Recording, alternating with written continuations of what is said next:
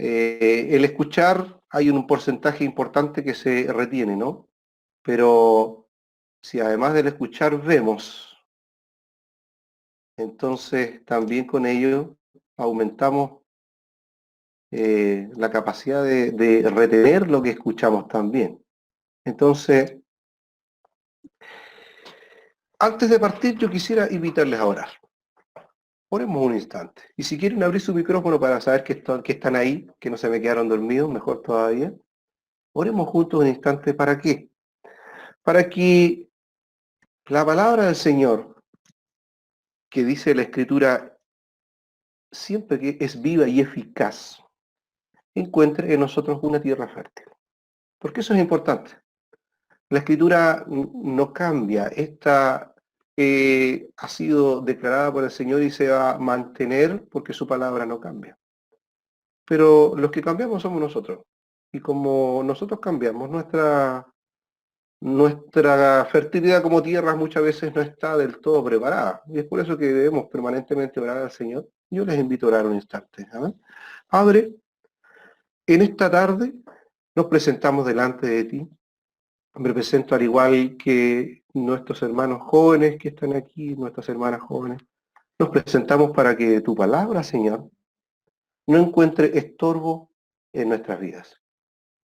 Prepara nuestros corazones como una tierra fértil, Señor, para que al ser plantada tu palabra en nosotros, produzca en nosotros, Señor, un crecimiento y eventualmente un fruto, como dice tu palabra, que permanezca. Dios amado, yo bendigo desde ya a cada uno de mis hermanos jóvenes, a cada señorita, para que los que reciban, Señor, también puedan aplicarlo a sus vidas. Y sin duda, Señor, tú puedas bendecir y ministrar en esta tarde nuestras vidas. En el nombre de Jesús, Padre. Amén. Amén. Muy bien, lo que quiero hablarles, hermanos jóvenes o hermanas jóvenes también, es acerca de la profundidad de Dios en nuestras vidas. Y yo quisiera invitarles a buscar una cita bíblica que está, en Levíticos capítulo 6. Desde el versículo, vamos a leer el versículo 12. Y es importante hacer una introducción primero, ¿no? Cuando el pueblo de Dios, después que sale el pueblo de Dios de Egipto, ¿no? Que es librado por mano de Moisés, pero sin duda Dios que libró al pueblo de Israel.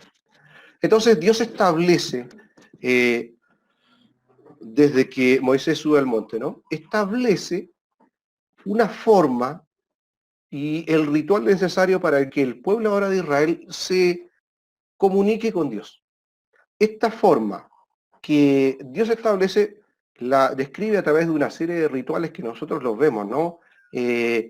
Está entonces Aarón establecido después como en la línea sacerdotal y así hay una serie de elementos y de rituales que Dios establece en el proceso de cómo el hombre y la mujer, cómo el pueblo de Dios tenía que presentarse delante de Dios y eventualmente entonces recibir de parte de Dios las bendiciones. Es así como nosotros leemos. Después del Éxodo leemos Levítico y vemos toda la escritura en donde hay distintas formas y normas como Dios les establece al pueblo que debía presentarse delante de Dios. Y entonces le manda a Moisés a construir un tabernáculo. Este tabernáculo que le envía a construir a Moisés tenía una serie de características específicas. De la misma manera como los rituales que Dios les establece al pueblo que debían ser específicos. Fíjese que hay algo extraordinario. Dios quería, dice la Escritura, hacer una nación o un pueblo completo de sacerdotes. Pero cuando Moisés baja del monte y viene con su rostro luminoso, y entonces el pueblo además comienza a escuchar los truenos, los relámpagos y el mover de Dios en la montaña, le entra temor al pueblo. ¿Y qué es lo que le dicen a Moisés? Moisés, mira, no queremos nosotros tener que escuchar la voz de Dios, no queremos nosotros tener que enfrentarnos directamente a Dios, estoy parafraseando, sino que queremos mejor que seas tú nuestro intermediario para no morir. Dios no quería eso. Dios quería hacer de Israel una nación completa de sacerdotes, completa. Pero eventualmente entonces Dios establece y accede, ¿no? Permite que sea Moisés quien sea este intermediario. Pero eventualmente también Dios establece un grupo que va a ejercer una tarea específica, una labor específica en lo que tiene que ver con el trabajo del sacerdocio, esta presentación que tiene que hacer o que tienen que hacer algunos individuos especializados, consagrados, como los sacerdotes, para presentar las ofrendas delante de Dios y traer de vuelta al pueblo las bendiciones. Y entonces, Levíticos capítulo 6, versículo 12 nos dice, ahí está también en la pantalla, ¿no? Y el fuego encendido sobre el altar no se apagará, sino que el sacerdote pondrá en él leña cada mañana y acomodará el holocausto sobre él y quemará sobre él las grosuras de los sacrificios de paz. Y otra vez insiste en el 13, el fuego arderá continuamente en el altar, no se apagará. ¿Ya? Cuando nosotros avanzamos un poquito y vemos, por ejemplo, en el capítulo 9, cómo establece Dios este proceso. La Escritura nos dice que una vez que el tabernáculo fue instalado, estuvo listo, armado, entonces la Escritura nos dice que Dios envió fuego del cielo.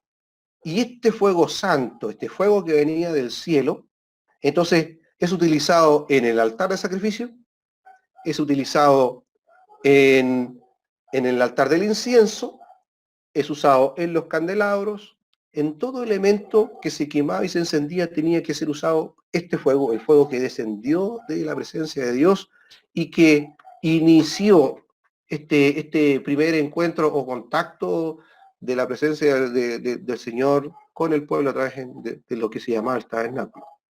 Entonces, una de las cosas que Dios les ordena entonces ahora a los sacerdotes, que eran estos personajes que estaban allí especializados día y noche solamente dedicados a lo que tiene que ver con las ofrendas, los sacrificios y todo el proceso ritualista, les dice esto, y en el fuego sobre el altar no se apagará. O sea, era una responsabilidad de todos los sacerdotes que estaban, que les tocaba el turno, ¿no? De ministrar en el tabernáculo, mantener el fuego encendido. ¿Cómo? Dice, él pondrá, en el versículo 12, ¿no? La segunda parte, pondrá en él leña cada mañana y acomodará el holocausto. Es decir, va a hacer todos los preparativos para meter el combustible que es la leña para que este fuego se mantuviera. E insiste en el 13, otra vez, el fuego debe arder continuamente. ¿Ya? Ahora, aunque yo no les incluí aquí la cita, seguramente todos ustedes conocen la cita que nos dice a cada uno de nosotros que el Señor nos ha hecho real sacerdocio, nación santa, pueblo adquirido por Dios, ¿no? Entonces, cuando la Escritura nos habla ahora que Él nos ha hecho real sacerdocio, nación santa, una vez que el Señor Jesucristo hace toda obra perfecta en la cruz,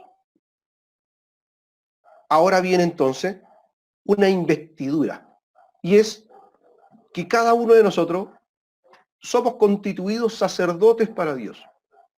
Ahora, por eso mismo hay otra cita bíblica más adelante que nos dice, ¿no? Nos dice, retengan vuestra profesión, retener nuestra profesión. ¿Cuál era nuestra profesión? ¿Cuál es nuestra labor, nuestro oficio? Nuestra labor es ser sacerdotes para Dios. ¿Cómo? Ministrando a Dios, igual como lo hacía el sacerdote, ministrando al pueblo. Nosotros ministramos a Dios en adoración, ¿cierto?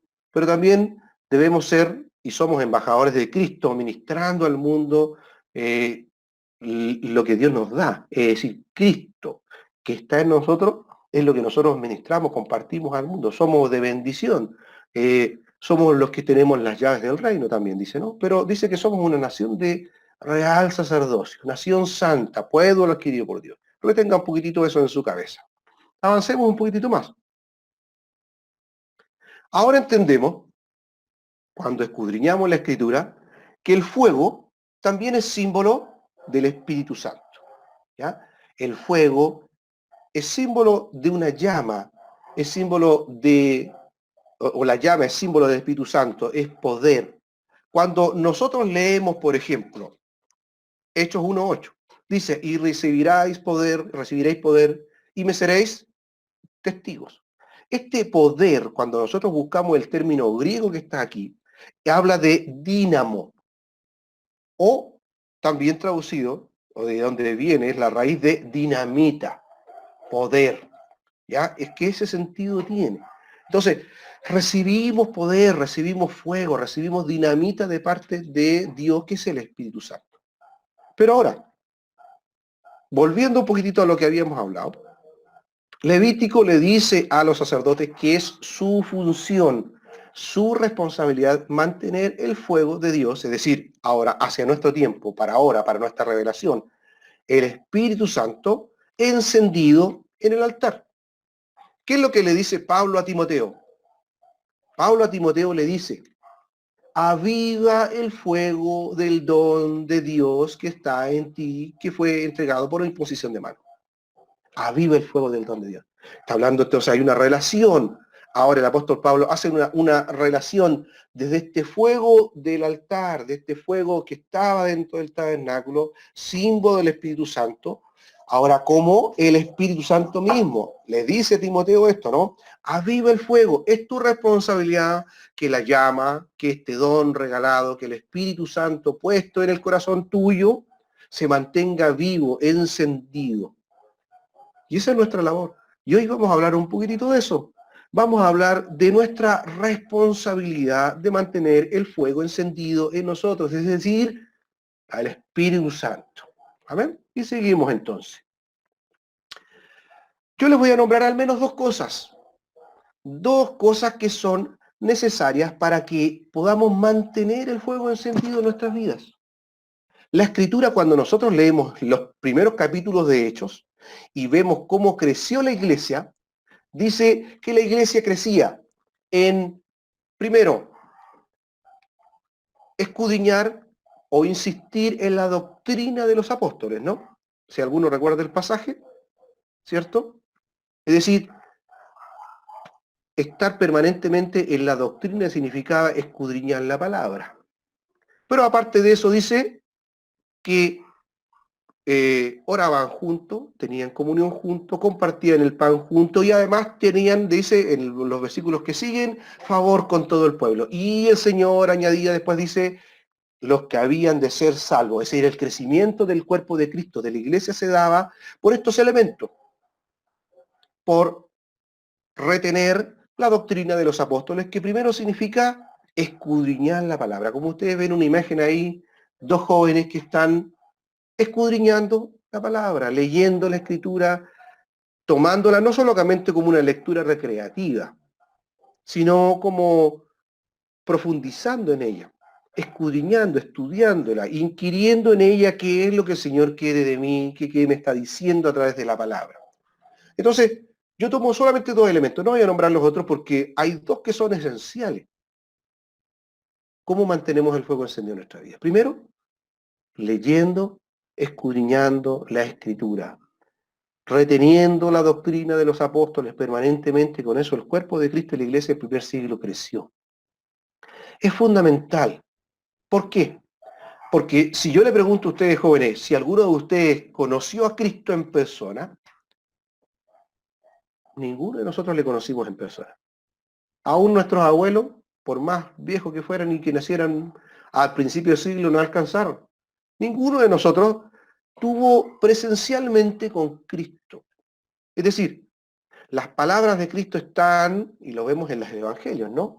Y vemos en los evangelios, Mateo, Marco, Lucas y aún parte de Juan, vemos cómo distintos aspectos de Cristo son presentados. Pero, como ninguno de nosotros estuvo presencialmente con Cristo, no escuchamos su palabra, no vimos sus gestos, no vimos sus milagros, no conocimos lo que Él transmitió de su boca a cada minuto, la única manera de conocer de Cristo es a través de la Escritura. Lo que otros vieron y que Dios permitió que quedara plasmado para nosotros.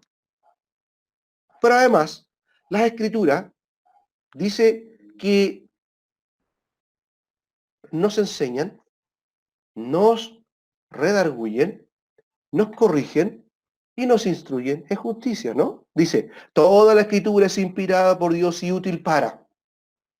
enseñar, redarguir, corregir e instruir en justicia. Yo voy a nombrarle estas cositas de forma muy breve.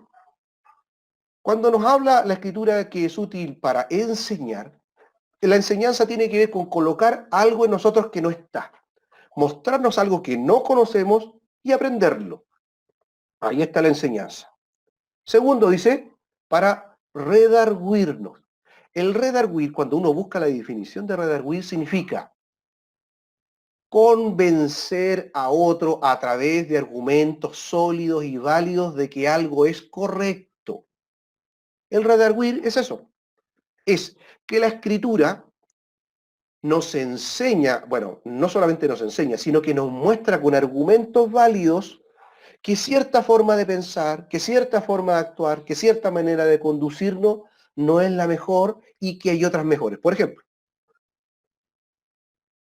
la Escritura entonces nos enseña redarguyéndonos. Es decir, si tú tienes, por ejemplo, una forma de pensar equivocada, porque llegaste a Cristo, no sé, pues miren, les voy a dar ejemplos súper actuales. Con todo este revuelo social que se da, de pronto podría aparecer o podría empezar a crecer en el corazón de alguna de nuestras hermanas algún sentimiento feminista. Pero anteriormente a eso también podemos hablar de los varones, y como nación que somos, latinos que somos, que igual aún se ha instaurado y está muy presente también un sentimiento machista en los varones. Ahora, ¿por qué hay nombre el feminismo? Porque es una corriente que se está dando muy fuerte también en nuestro país, así como en el mundo, ¿no? Pero cuando nosotros escudriñamos y revisamos cuáles son las bases del feminismo o del machismo, entendemos claramente que no son principios cristianos. No son principios cristianos. De partida, por ejemplo, el hecho simplemente de estar a favor del aborto. Nosotros como hijos de Dios jamás estaremos a favor de la muerte de un inocente. Y ahí dice la Escritura del que derrama sangre inocente. Dice, ay de aquel, ¿no? Ay de aquel. Y entonces, ¿qué es lo que hace la Escritura? Se convierte una joven, ustedes en una campaña, de pronto alcanzan a algunos jóvenes y a alguna señorita, se convierte una señorita, un joven, y comienza a andar en los caminos del Señor. Y entonces, a través de la Escritura, comenzamos a enseñarle. Y entonces aparece en su interior, por ejemplo, este sentimiento feminista o machista que de pronto viene de los padres, inculcado en la familia como herencia, ¿no? Y entonces, ¿qué hace la Escritura? Nos redarguye. ¿Qué nos dice? Ojo, nos dice, aún eso sin ser pecado, porque no necesariamente corrige solamente el pecado, o sea, redarguye el pecado, sino que nos convence de otras cosas que son mejores. Y entonces nos enseña y nos muestra, oye, esto que tú crees, ya, te puede servir para el mundo, pero como hijo de Dios ya no te sirve. Y te muestra argumentos bíblicos para redarguir, es decir, convencerte a través de la Escritura. Y así lo hace con distintas cosas. Otro ejemplo más. A veces algunos fuimos criados con un pensamiento. Nuestros papás a lo mejor o nuestras mamás nos decían, a los niñitos buenos le pasan puras cosas buenas. Y a los niñitos malos, ojo, que a los niñitos malos le pasan cosas malas. Y uno creció con ese pensamiento. Va creciendo con ese pensamiento y resulta que en un momento determinado, yo como hijo de Dios, aunque cuando estoy sirviendo al Señor me pasan cosas malas. Y entonces de pronto choca esta realidad con este pensamiento que yo tengo, que toda la vida me inculcaron que a los niños buenos les pasan puras cosas buenas. Y a los niños malos le pasan cosas malas. Y entonces nos frustramos y decimos, bueno, ¿qué pasó? Si yo estoy en el Señor, yo deben ser todas las cosas buenas. No, la Escritura no dice eso. La palabra de Dios no dice que nos van a pasar puras cosas buenas. Incluso es más, nos dice, sufre pues penalidades como buen soldado de Jesucristo. Entonces, eso es algo que va a suceder. Si esos soldados de Cristo, vas a sufrir penalidades. Y entonces ahí hay un pensamiento que no es un pensamiento bíblico, escritural. Es un pensamiento que viene arraigado porque nuestros padres nos dijeron y porque la sociedad nos dijo, y entonces quedan esas cosas medias deformadas en nuestra mente. Y entonces la Escritura nos redarguye. Pero después dice que la Escritura nos corrige. Ahora sí, la corrección tiene que ver con pecado. La corrección de la escritura tiene que ver con pecado. Es decir, si estás robando, si estás mintiendo, si estás en adulterio, si estás en fornicación, si eres homicida y otros elementos más que son nombrados en la escritura, ¿no? Y entonces ahí claramente entendemos que la escritura ahora nos corrige, nos dice directamente, no, esto es malo. Otra diferencia entonces entre redarguir y corregir. Por ejemplo, puede que a alguno de ustedes les guste mucho el deporte. Y les gusta tanto el deporte que son fanáticos del deporte. Al punto que se ejercitan, a lo mejor algunos se ejercitan, o y tienen un grupo de amigos y juegan la pelota, pero resulta que los partidos son el día domingo. La mayoría de los campeonatos de los partidos son el día domingo. Y entonces cuando yo me acerco al Evangelio y me hago hijo de Dios, comienzo a tener ciertos conflictos. ¿Por qué? Porque me invitan a la iglesia, tengo una necesidad de congregarme con los hermanos. Pero resulta que tengo esto que no es malo, el hacer deporte, que no es un pecado, pero que comienza a ser un obstáculo. Y entonces ahora ustedes reflexionen un momento. ¿Hay algún elemento que no siendo pecado puede ser para ustedes estorbo, se puede convertir en un estorbo? A lo mejor a alguno le gusta en demasía jugar algunos tipos de juegos en la Play. O el cine, o la serie, o a lo mejor las redes sociales, no sé. Sin ser elementos que son necesariamente pecado, pueden eventualmente estorbarnos. Por eso que el apóstol Pablo dice en un momento determinado que debemos correr la carrera, ¿no? Él toma el ejemplo de los atletas olímpicos, debemos correr la carrera, dice, despojándonos de todo peso y pecado. El peso no necesariamente es pecado, pero es algo que nos puede estorbar en la carrera cristiana. Y la escritura entonces nos redarguye.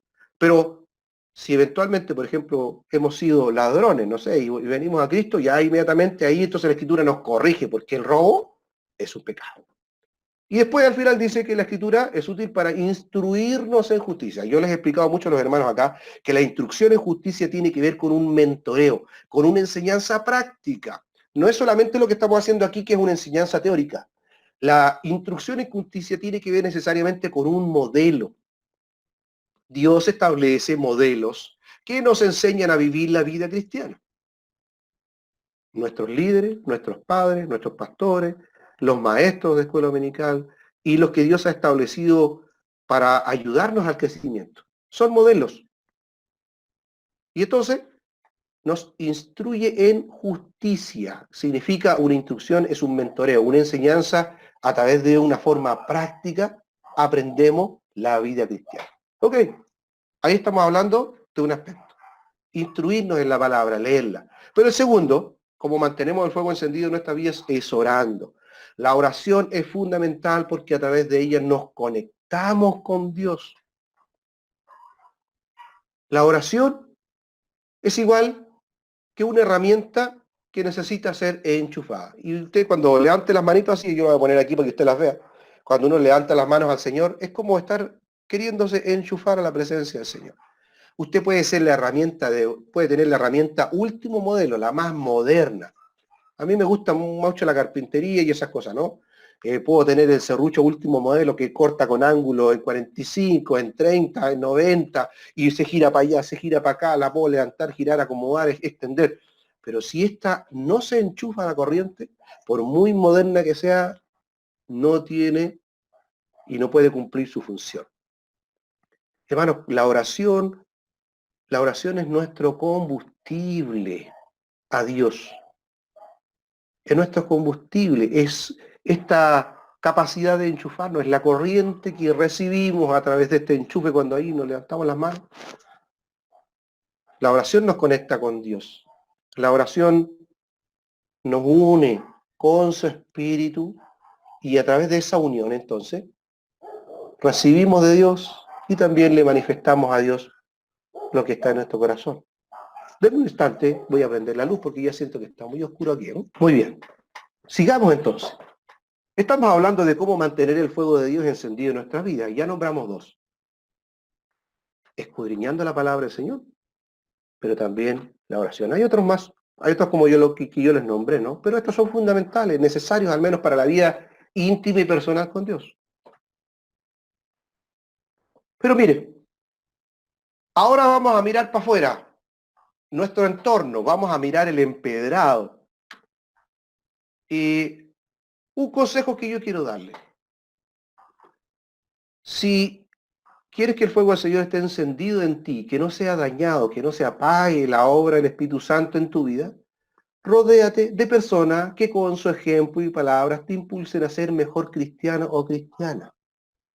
1 Corintios, capítulo 15, versículo 33. Busquémoslo rápidamente.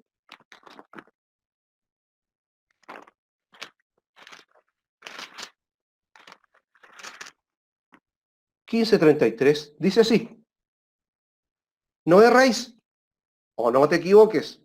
Las malas conversaciones corrompen las buenas costumbres. Las malas conversaciones corrompen las buenas costumbres. Hay un dicho chileno que dice, mira con quién andas y te diré quién eres, ¿cierto? Y ahí ustedes en la imagen ven dos ejemplos, ¿no? Un ejemplo de una amiga que parece que está regañándote, peleando contigo, parece que te genera problemas, o a lo mejor viene a contarte el último chisme, ¿no? Son aquellos amigos o amigas que siempre nos están tirando para abajo, que vienen con el que nos manda los memes que son medio subiditos de tono, el que nos comparte en las redes sociales aquellas cuestiones que no son tan santas, o aquellos que simplemente de repente nos transmiten amargura nomás. Aquellos que transmiten que todo está malo, que todo es un problema, mira este de acá, mira este del otro lado, y parece que siempre están viendo las cosas negativas de lo que está alrededor, aún en medio de la iglesia. Peor si no son cristianos. Versus el ejemplo que está al lado, que en medio de un momento de dificultad, a lo mejor es la persona que te está ahí sosteniendo, que te está ayudando. 1 Corintios 15:33 dice, no, las malas conversaciones corrompen las buenas costumbres. Jóvenes, señoritas, ojo con quién te relacionas. Rodéate de personas que con su ejemplo y palabras te impulsen a ser mejor cristiano o cristiana. No digo que no debamos compartir con aquellos que son nuevos creyentes o con aquellos que son débiles en la fe. No digo que no tengamos que ayudar a aquellos que les cuesta más y de repente están más alejados a veces del Evangelio, no digo eso. Pero ojo, ojo, porque aún a veces nuestros parientes no cristianos no son los mejores consejeros.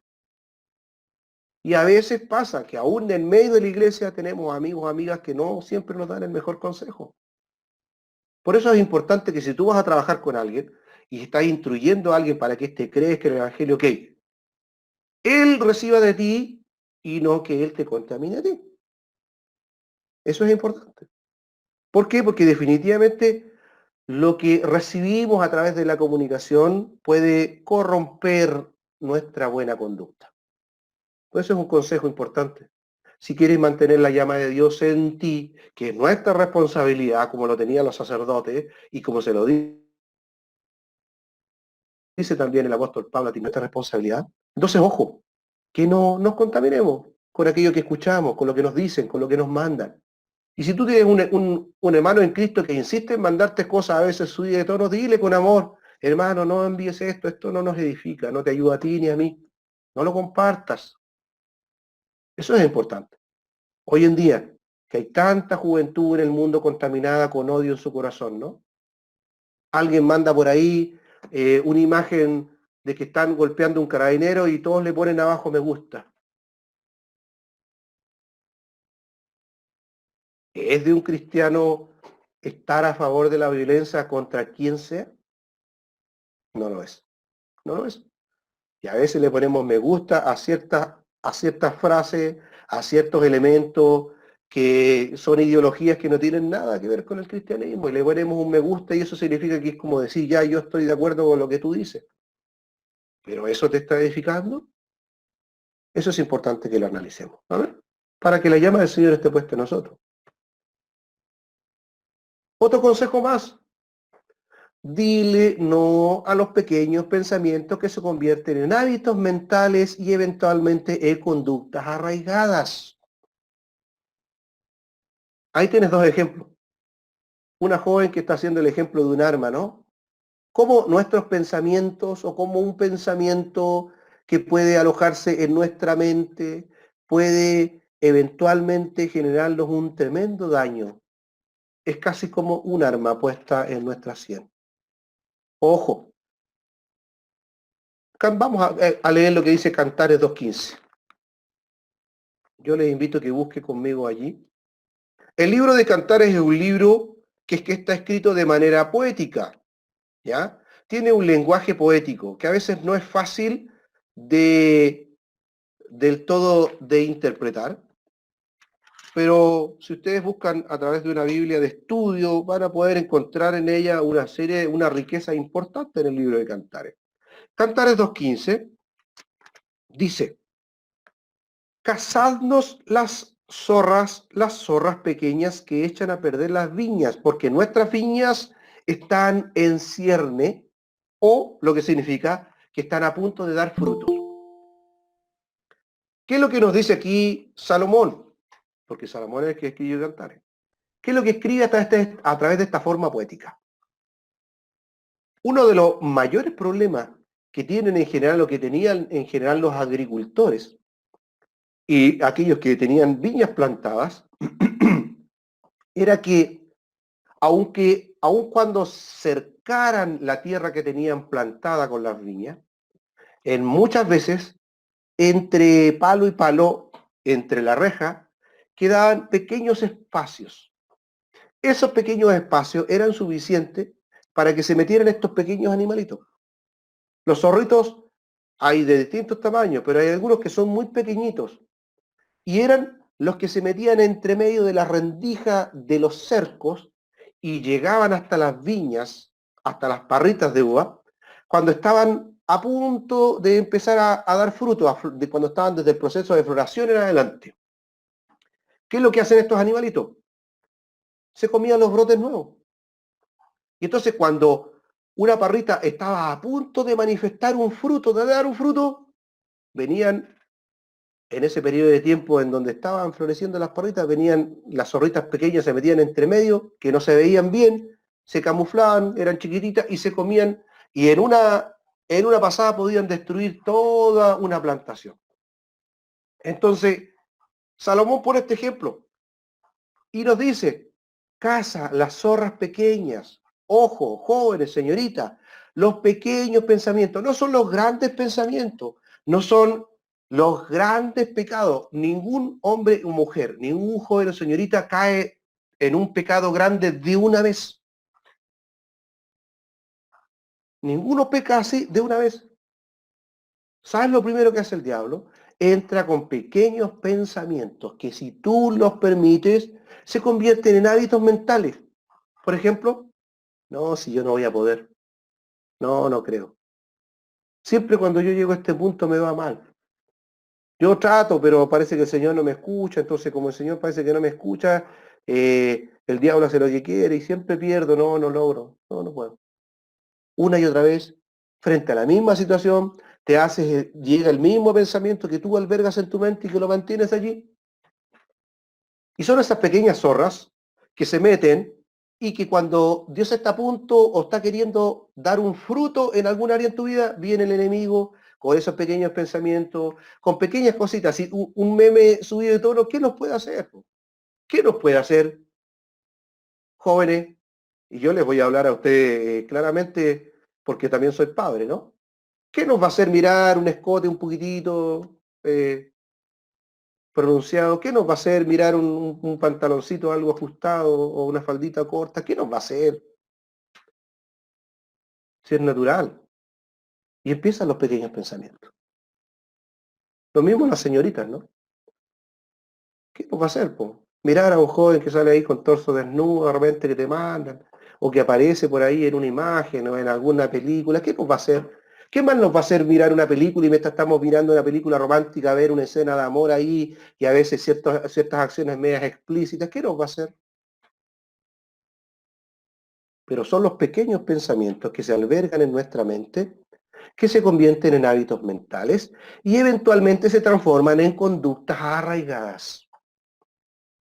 Y Salomón nos dice eso, caza las zorras pequeñas, las que se meten entre medio, las que no percibimos y que terminan destruyéndonos y generando un hábito mental y eventualmente una conducta. Nadie cae de la noche a la mañana. Le pongo un ejemplo bíblico. David, el rey David teniendo que ir a la guerra, se quedó. Cuando todos los reyes, dice, los reyes salían a la guerra a pelear, simplemente se quedó. Dijo, estoy cansado, me voy a tomar esta tarde, me voy a quedar. ¿Y qué es lo que hace en un momento determinado? Sale a los balcones de su palacio y mira. ¿Y qué es lo que ve? Ve a una mujer de hermoso parecer que se estaba bañando. En ese entonces las duchas no existían. Las mujeres y las personas se bañaban en tinajas, con balde, se iban lavando de a poco. Y allí estaba la mujer en su balcón, a lo mejor pensando que estaba en privado. Se estaba bañando, se estaba lavando. ¿Qué es lo que hizo David? Miró. Entró un pequeño pensamiento. Ese pequeño pensamiento se alojó en su mente y se hizo en él una cuestión arraigada. Y se transformó en una conducta. Llámame a la mujer que está allá. Listo. De ahí en adelante, David se fue cuesta abajo. Y para tapar su pecado, porque ya había quedado embarazada la mujer, mandó a llamar al esposo y como el esposo no quiso estar con la mujer, entonces lo puso adelante en la primera fila de guerra. ¿Para qué? Para que muriera. Y murió, si lo puso adelante en la primera línea de batalla, por un pensamiento. ¿Qué es lo que hizo? Miró, pero ¿qué es una miradita? Total, la mujer se estaba mostrando, pues sí. ¿Qué culpa tenía él de salir a su balcón si era su balcón? Pero ahí estaba.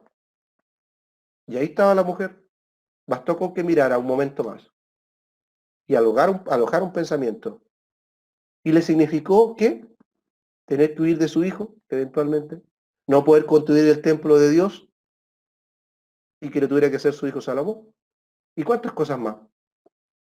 Simplemente porque un pequeño pensamiento entró en su mente. Ojo, dile no a los pequeños pensamientos que se convierten en hábitos mentales y conductas arraigadas y que te llevan a pecar. Debemos mantener el fuego de Dios. Esa es nuestra función. Y estas cosas nos dañan. Avancemos un poquito más.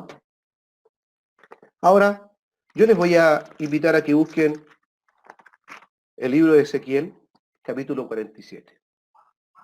Ezequiel 47, se lo voy a leer, es una visión que tiene el profeta.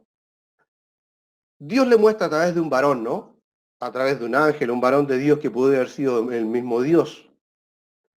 Le muestra una visión a Ezequiel y que tiene que ver con lo que vendría más adelante. Acerca del Espíritu Santo y el derramamiento del Espíritu Santo y cómo lo que saldría desde la presencia de Dios iba a sanar a este mundo. Dice, me hizo volver luego a la entrada de la casa y aquí aguas que salían de debajo y aquí aguas que salían de debajo del umbral de la casa hacia el oriente, porque la fachada de la casa estaba al oriente y las aguas descendían de debajo hacia el lado derecho de la casa al sur del altar. Y me sacó por el camino de la puerta del norte y me hizo dar la vuelta por camino exterior, fuera de la puerta al camino de la que mira al oriente, y vi que las aguas salían del lado derecho. Y salió el varón hacia el oriente llevando un cordel en su mano, y midió 1000 codos y me hizo pasar por las aguas hasta los tobillos. Midió otros 1000 y me hizo pasar por las aguas hasta las rodillas. Midió luego otros 1000 y me hizo pasar por las aguas hasta los lomos. Midió otros 1000 y era ya un río que yo no podía pasar porque las aguas habían crecido de manera que el río no se podía pasar sino a nado. Y me dijo, ¿has visto, hijo de hombre? Después me llevó y me hizo volver por la ribera del río. Y volviendo yo vi que en la ribera del río había muchísimos árboles a uno y otro lado. Y me dijo, estas aguas salen a la región del oriente y descienden a la Arabá y entrarán en el mar y entradas en el mar recibirán sanidad las aguas. Está hablando del mar muerto. Y toda alma viviente que nadare por donde quiera que entrar en estos dos ríos vivirá y habrá muchísimos peces y por haber entrado allá estas aguas y recibirán sanidad y vivirá todo lo que entrare en el río. Y junto a él estarán los pescadores y desde Engadí hasta en Englaín será un tendero de redes y por sus especies serán los peces tan numerosos como los peces del mar grande. Sus pantanos y sus lagunas no se secarán o sanearán, quedarán para salinas. Y junto al río de la ribera, a uno y otro lado, crecerá toda clase de árboles frutales. Sus hojas nunca caerán, ni faltará su fruto. A su tiempo madurará, porque sus aguas salen del santuario, y su fruto será para comer y su hoja para medicina. ¿Qué es la visión que tiene Ezequiel? La visión que le muestra a Dios a Ezequiel tiene que ver con la profundidad de Dios, o la profundidad de la presencia de Dios, o la profundidad del río, que ahora también es una representación del Espíritu Santo. Ahora, jóvenes, Dios le está hablando a ustedes. Así como Dios le muestra a Ezequiel esta visión de entrar un poco hasta los tobillos, entrar un poco hasta las rodillas, y después entrar otro poco más hasta los lomos y otra vez eventualmente entrar a un río que, en el cual ya no tenemos control, que tenemos que dejarnos llevar y nadar en él. Dios nos está llamando a la profundidad de su espíritu. El fuego de Dios debe estar encendido en cada uno de nosotros. Es nuestra responsabilidad. Pero jóvenes, algunos de ustedes a lo mejor ya tienen tiempo en el Evangelio. Denme un instante porque tengo que enchufar este computador. Solamente un instante. Ahora sí, estamos de vuelta. Se me olvidó enchufar el computador. Y entonces yo le decía, hermanos jóvenes, señorita, es nuestra responsabilidad. Y seguramente algunos de ustedes ya lleva tiempo en el Evangelio. Tienen algunos pueden ser incluso nacidos en el Evangelio. Pero lo que sucede a veces es que algunas personas, cuando comienzan a experimentar la presencia de Dios y entrar en la presencia de Dios y en la profundidad de su espíritu, se mojan los pies hasta los tobillos. Y a veces sucede, igual que los niños pequeños, ¿no? Cuando son llevados a un río, a un lago, incluso al mar, ¿no? Se les hace una posita y ellos se tiran de guatita en la posita y hacen como que están nadando y los niños juran que están nadando. Se les pone en la orillita y ellos patalean y hacen y ellos creen que están en la profundidad del río o del lago, pero están solamente en pocos centímetros de agua. A veces sucede que llevamos tiempo en el Evangelio, pero entramos como Ezequiel solamente hasta los tobillos y creemos que estamos en la profundidad de Dios y no es así. ¿Qué es lo que le dice el varón de Dios a Ezequiel? Ezequiel entra más allá en la profundidad del Espíritu de Dios. No solamente en los tobillos, no te conformes. Joven, no te conformes solamente con una pincelada, con unos chispazos del agua de Dios, de su presencia. No te conformes. Debes entrar más allá, que el agua llegue a tu... Eventualmente va a suceder que si buscas la presencia de Dios, el agua o el Espíritu de Dios, vas a entrar en su espíritu hasta los tobillos y después hasta las rodillas y después eventualmente hasta los lomos. Pero dónde se transforma verdaderamente el control de Dios sobre nuestras vidas? Cuando este se transforma en un río, que ya no se puede caminar como ustedes lo ven en la imagen, ¿no? Uno tiene control, va ahí caminando. Pero cuando es un río que corre, cuando ya la presencia de Dios es profunda, simplemente uno tiene que dejarse llevar. ¿Qué es lo que Dios espera de ustedes? Que no se conformen con estar en la orilla como los niños pequeños que juran que están nadando en la profundidad de Dios. ¿Cuánto tiempo le dedicas a Dios? ¿Cuánto tiempo buscas su presencia? ¿Cuánto te llenas del Señor permanentemente? ¿Cuánto? ¿Cuánto?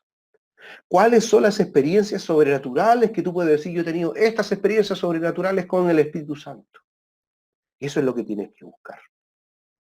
Eso es lo que tienes que buscar. Y Dios se lo muestra a Ezequiel.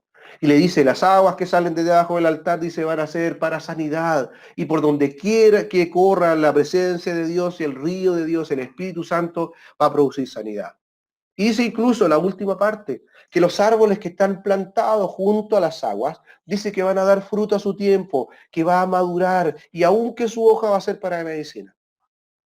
La Escritura nos compara a nosotros como hijos de Dios, y ahí aparece también en Jeremías 7, 7 y 8. Nos compara a árboles. Dice, por sus frutos los conoceréis, ¿cierto? No hay otra forma, porque lo que se ve, la conducta, la vida práctica cristiana es eso. El Evangelio, jóvenes, no es otra cosa que vivir la vida práctica, vivir la vida cristiana. Pero para vivir una vida cristiana plena, tenemos que estar llenos del Espíritu Santo, llenos de su presencia. Y la Escritura nos compara muchas veces con árboles. Y Jeremías lo dice, ¿no? Dice, porque él será como el árbol plantado junto a las aguas, que junto a la corriente echará sus raíces, y no verá cuando viniere el calor, sino que su hoja estará verde, y en el año de sequía no se fatigará. Jóvenes, ¿en qué tiempo estamos? ¿Reconocen ustedes que estamos en el inicio del fin de los tiempos? No sé si logran percibir esto, pero lo que está sucediendo, las calamidades en el mundo, las pestes que se están dando, las circunstancias como se están dando, hay una voz de alerta, el Espíritu nos está diciendo, ojo, ya viene Cristo, estamos en el inicio del final de los tiempos. ¿Qué dice la Escritura aquí, lo que ustedes leen? Aun cuando viniera el calor y los años de sequía, estos años que estamos viviendo, estos años de calamidades, de que van a venir hambre, van a venir tiempos de necesidad profunda. En estos tiempos, si usted y yo estamos aferrados, si estamos con nuestras raíces echadas sobre Cristo, que es nuestro fundamento, pero somos regados por las aguas de su Espíritu, aun cuando viniera el calor, aun cuando sea el tiempo malo, no se fatigará, dice el pasaje, ni dejará de hacer fruto. Jóvenes, la iglesia del Señor en este tiempo necesita estar llena de la presencia de Dios. Y es tu responsabilidad y mi responsabilidad que la llama del fuego, del don de Dios que fue puesta en nosotros se mantenga viva, vigente. Debemos entrar en la visión de Ezequiel, entrar en el río del Señor, entrar no solamente hasta los tobillos, sino que dejarnos llevar por su presencia. Pero para eso debemos buscarle. Para eso debemos escudriñar, gastar tiempo con el Señor, desechar los comentarios que no nos sirven, aquellas cosas que vemos que nos dañan y contaminan nuestra vida. Es necesario. Es necesario, jóvenes, que en este tiempo usted se llene de la presencia de Dios, porque es tu responsabilidad y es mi responsabilidad mantener el Espíritu Santo en nosotros, en la profundidad del Señor, entrar cada día y que estar llenos de su presencia. Allí es donde manifestamos fruto, allí es donde nuestra hoja no cae, allí estamos seguros, aún en el tiempo malo que estamos viviendo de sequía, de calor, aun cuando las condiciones en el mundo se están empeorando, la iglesia del Señor tiene que ser una iglesia triunfante y llena de su espíritu.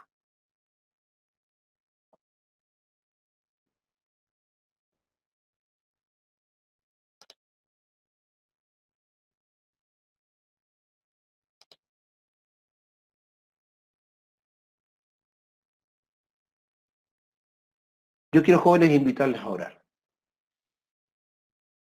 Quiero invitarles a orar. Allí, cada uno de ustedes, ¿dónde está? Que la presencia de Dios se derrame.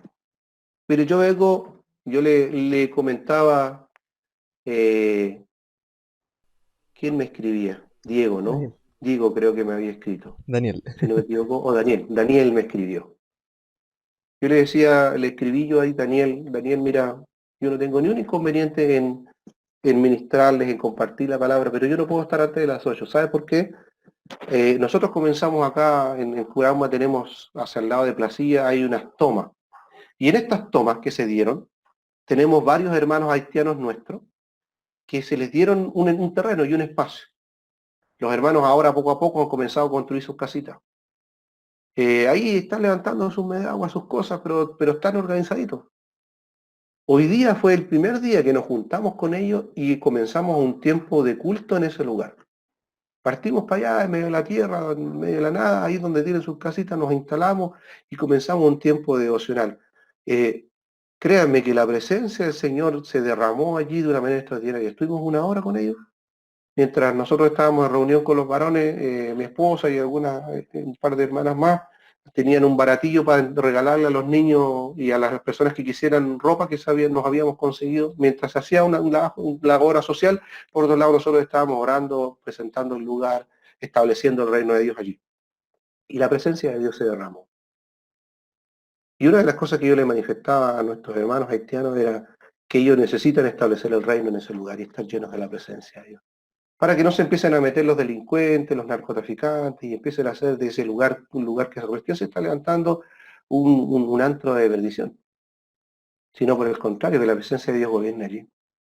Jóvenes, es nuestra responsabilidad, es nuestra responsabilidad. Hermanas, es nuestra responsabilidad que la llama del Espíritu de Dios esté en nosotros. Y entrar en la profundidad de Dios, no conformarnos con mojarnos con su Espíritu en los tobillitos y quedarnos pensando que con eso estamos, pero metidos en la profundidad de su presencia.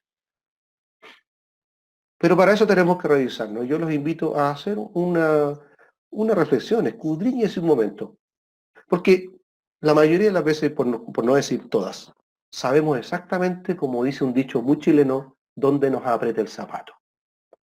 Cada uno de nosotros sabe qué áreas de nuestra vida son más débiles, en qué áreas siempre estamos flaqueando, en qué áreas siempre pecamos, qué caemos, y aquellas son las que nos entorpecen la vida cristiana, y después nos avergonzamos y no nos queremos presentar delante del Señor, y le sacamos la vuelta y la vuelta, hasta que ya llega el día de reunión y ya, Señor, pucha, tengo que presentarme delante de ti, porque ya, ¿cómo lo voy a hacer?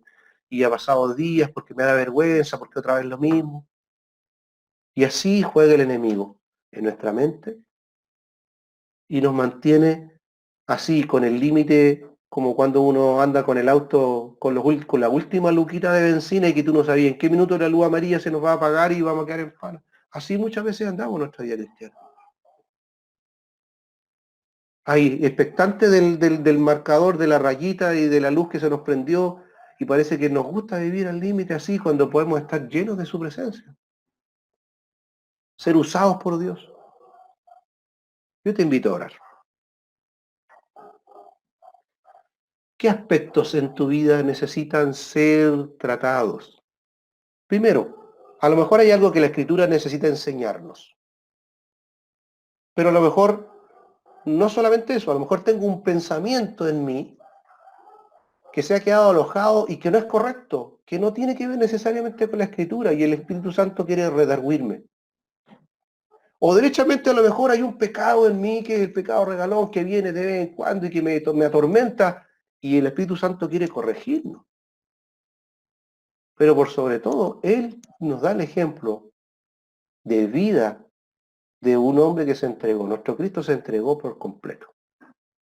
Yo espero, jóvenes, que ustedes de verdad tengan alguna imagen, algún mentor, algún líder, alguien que ustedes los inspire y que digan: este hombre, esta mujer, esta persona, yo la veo que está entregada al Señor, que está el Espíritu Santo derrama sobre ella, que tengan alguien que sea un mentoreo, un ejemplo en sus vidas. Pero por sobre todas las cosas es su responsabilidad. Vamos a orar. Padre, Señor, en esta tarde noche, tu palabra ha sido expuesta a nuestros hermanos jóvenes. Tú nos hablas, Señor, así como lo declaraste en Levítico capítulo 6, que es nuestra responsabilidad mantener la llama, el fuego en el altar de nuestras vidas. A través del apóstol Pablo se lo dijiste también a joven Timoteo. Aviva el fuego del don de Dios que está en ti. Señor, es nuestra responsabilidad que tu presencia, que tu espíritu en nosotros, que es Dios, se mantenga fuerte, vigente, activo en nosotros. Dios, yo te ruego por estos jóvenes.